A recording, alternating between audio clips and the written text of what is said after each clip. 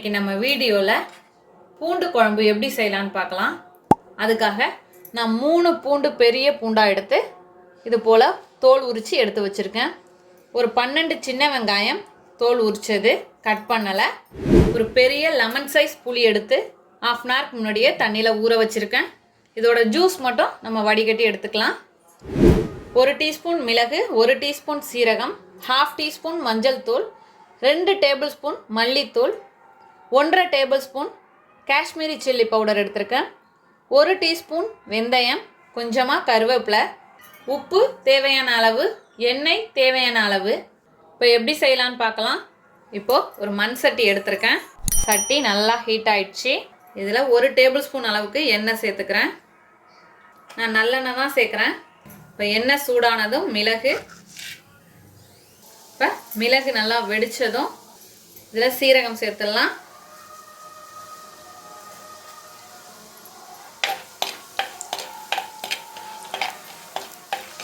நல்லா பொரியட்டும். இப்போது இதில் தோல் உரிச்ச பூண்டுலேருந்து ஒரு 5 பூண்டு பல் எடுத்து வச்சுருக்கேன், நல்லா பெரிய சைஸாக. அதையும் சேர்த்து வதக்கிக்கலாம். இப்போ நல்லா பொரிஞ்சு வந்ததும் இதை ஒரு பிளேட்டில் மாற்றிக்கலாம். எல்லாத்தையும் இதில் ட்ரான்ஸ்ஃபர் பண்ணிட்டேன். இது ஆறுனதும் இதை குறப்பாக அரைச்சி எடுத்துகிட்டு வந்துடலாம். இப்போ அதே சட்டி இருக்கட்டும். இதில் இன்னும் ஒரு 3 டேபிள் ஸ்பூன் அளவுக்கு நல்லெண்ணெய் தான் சேர்க்கணும். இப்போ எண்ணெய் சூடாக இருக்குது, இதில் தாளிச்சிடலாம். இப்போ வெந்தயம் நல்லா பொரிஞ்சிருச்சு. இது போல் கோல்டன் கலர் வரணும். இதில் இப்போ சின்ன வெங்காயம், பெரிய வெங்காயம் சேர்க்கக்கூடாது, சின்ன வெங்காயம் சேர்த்தாதான் அந்த டேஸ்ட் நல்லாயிருக்கும். ஒரு 10-12 தான், நான் ஒரு 12 சேர்த்துருக்கேன். இப்போ இது ஓரளவு வதங்கிடுச்சு. இதில் நம்ம உரிச்ச பூண்டெல்லாம் சேர்த்துடலாம்.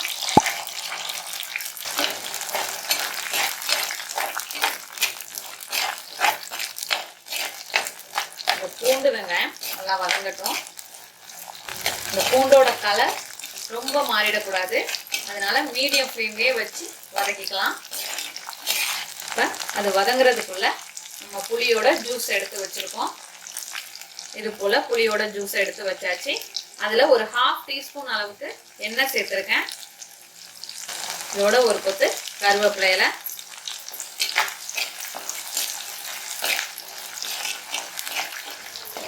இப்போ இது போல் ஓரளவு வதங்கி வந்துட்டு, அந்த வதங்குறப்பே நமக்கு அந்த ஸ்மெல்லு வந்து இவ்வளோ வாசனையாக இருக்குது. இதோட இந்த குழம்பு வந்து 2 டேஸ் வச்சு சாப்பிடுவோம். ஸோ இந்த அளவுக்கு நல்லா பூண்டு வந்து வதங்கி வந்துட்டு, இது கரெக்டான ஸ்டேஜ். இதில் மஞ்சள் தூள் நான் ஒரு 2-3 மினிட்ஸ் வதக்கி வைப்பேன், மீடியம் ஃப்ளேம்லேயே வச்சுட்டு. மல்லித்தூள், மிளகாய்த்தூள், இது ரொம்ப காரம் இருக்காது, ஏன்னா காஷ்மீரி சில்லி பவுடர் எடுத்திருக்கேன். அப்படி நீங்கள் சாதாரணமாக உள்ள சில்லி பவுடர்னால் 1 டேபிள் ஸ்பூன் சேர்த்துக்கோங்க. இப்போ கருகிடாமல் வதக்கியாச்சு. இப்போ நம்ம புளி ஜூஸ் சேர்த்துக்கலாம்.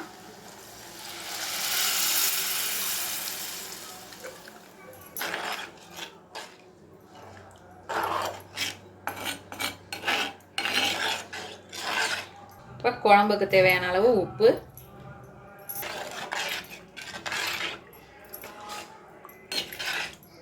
ஃப்ளேம் வந்து மீடியம் ஃப்ளேம்லேயே இருக்கட்டும். மூடி போட்டு கொதிக்க விடலாம். இப்போ ஒரு 10 மினிட்ஸ் ஆகிடுச்சு. ஓப்பன் பண்ணி பார்க்கலாம். இப்போ சூப்பராக ரெடி ஆகிருக்கு. இப்போ இந்த ஸ்டேஜில் நம்ம மிளகு, சீரகம், பூண்டு வறுத்து வச்சுருந்தோம், அதை வந்து இது போல் குறப்பாக இடித்து வச்சுருக்கேன். இதை சேர்த்துடலாம். இதோட கொஞ்சம் கடைசியாக கருவேப்பிலை கொஞ்சம். 3 மினிட்ஸ் மூடி வச்சு கம்மி ஃப்ளேம்லேயே வச்சுக்கலாம். அது அப்படியே கொதித்ததும் ஸ்டவ்வை ஆஃப் பண்ணிவிட்டு உடனே திறந்துட வேணாம். ஒரு 10 மினிட்ஸ் கழித்து ஓப்பன் பண்ணி காட்டுறேன். கொதிக்கட்டும். இப்போது 10 மினிட்ஸ் கழித்து ஓப்பன் பண்ணுறேன்.